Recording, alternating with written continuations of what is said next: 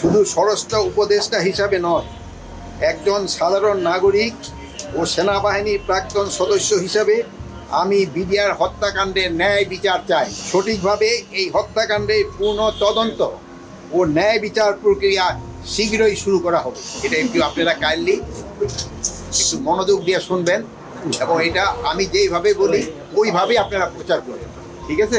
আপনারা চেঞ্জ করেন। বর্তমান সরকার জনগণের অধিকার, সুশাসন ও ন্যায় বিচার প্রতিষ্ঠায় বদ্ধপরিকর। শুধু স্বরাষ্ট্র উপদেষ্টা হিসাবে নয়, একজন সাধারণ নাগরিক ও সেনাবাহিনীর প্রাক্তন সদস্য হিসাবে আমি বিডিআর হত্যাকাণ্ডের ন্যায় বিচার চাই। সঠিকভাবে এই হত্যাকাণ্ডের পূর্ণ তদন্ত ও ন্যায় বিচার প্রক্রিয়া শীঘ্রই শুরু করা হবে। Thank you.